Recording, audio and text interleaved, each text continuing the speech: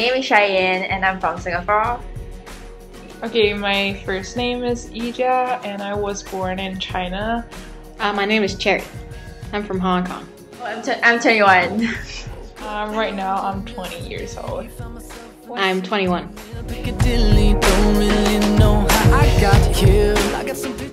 I started learning English since I was young.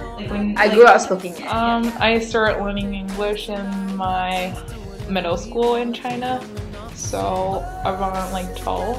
I pretty much started learning English in like kindergarten. 3 years old. Okay.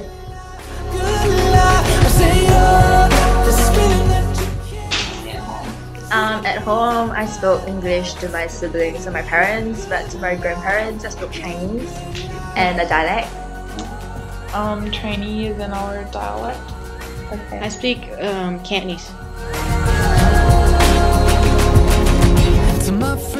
My family and friends that I spoke to when I was growing up were from Singapore, Malaysia, Indonesia, and the Philippines. I don't know, like, cause I have been studying English for kind of like a long time.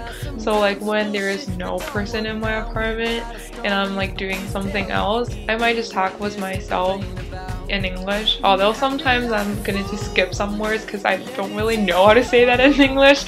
But I'm still like just like talk with myself. But we don't usually talk with like people, like my friends. I think actually, I rarely actually speak like in entirely English out of school. But then I do have friends that grow up, well, not really grow up, but they go to schools that are international. So they're like, so they would talk to their parents in English, but they're still grown up in Hong Kong. So then that would be the only times that I would speak English out of school. So hanging out with those friends who grew up in an English-speaking family, kind of. Okay. But they're still from Hong Kong. Valentine, let's go. In school, we primarily spoke English, but we had to take lessons in Mandarin. So yeah.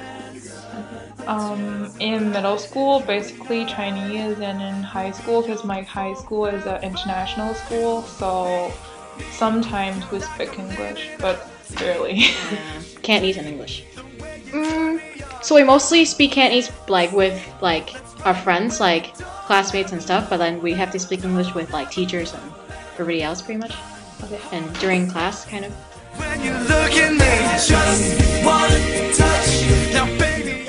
Teachers that I spoke English to were mostly from Singapore, but there was one from China, one from New Zealand, and one from Ireland. High school?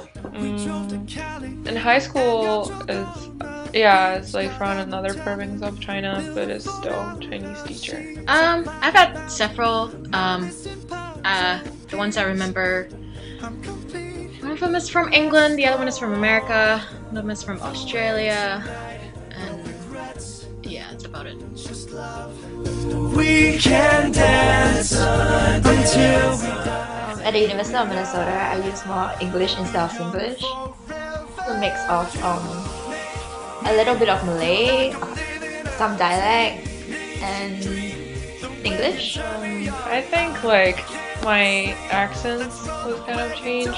Like, cause actually, when I learned English in China, the teacher is not really speak like perfect English, American English or British English, because kind of like the English in different countries are kind of different. Yeah. So when I came here, kind of like my English becomes more Americanized, because I know those kind of phrases like American usually use, and the kind of like word thing like instead of like those kind of like Chinese words I may use before, and then like it just becomes kind of a local.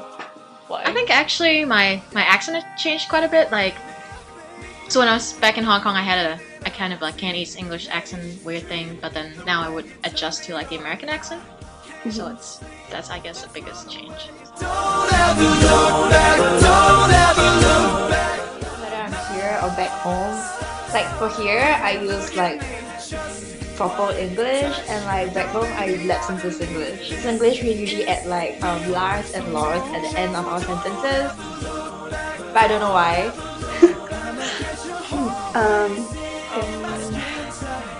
if like for okay, so to talk about like the way of talking English, kind of like I'm not going to change like the tone or like the accents when I talk to like different people, because I'm not going to like, if I'm talking to a Chinese friend, I use like kind of like Chinglish to talk with them, but it's kind of like I might use like a casual speech with friends, but kind of a more formal way to talk with my Japanese teacher or like other professor, because I mean they're still professor. So I'm pretty sure like I adjust my accent. So when I'm talking to like my Hong Kong friends, my accent would be like really like Hong Kong Cantonese.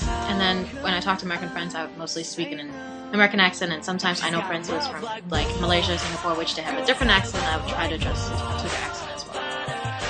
Feel like it don't make sense, because you're bringing me in and now you're kicking me out again. Love so strong, then you moved on, and I'm hung up in They thought that my calm cat was sitting near the pool, but she had come over to sit on my lap under the tree.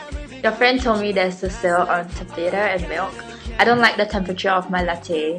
His bedroom is a mess. The ship was full of shit. I use a spoon to eat the rice in the dark when I rise from bed. You forgot a comma. I hate the snowy chilly weather of Minnesota. a nonsense paragraph. They thought that my calm cat was sitting near the pool, but she had come over to sit on my lap under the tree. Your friend told me there is a sale on taffeta and milk.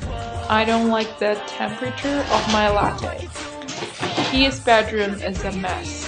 The sheep was full of sheep. I use a spoon to eat the rice in the dark. When I rise from the bed, you forgot a comma. I hate the snowy, chilly weather of Minnesota. Perfect, thank you. No problem. all seems so right. They thought that my calm cat was sitting near the pool, but she had come over to sit on my lap under the tree. Your friend told me there's a sale on taffeta and milk. I don't like the temperature of my latte. His bedroom is a mess. The ship was full of sheep. I use a spoon to eat the rice in the dark when I rise from bed. You forgot a comma. I hate the snowy, chilly winter of Minnesota. In suspense, because you're bringing me in and then you're kicking me out again. Girls gotta love like whoa.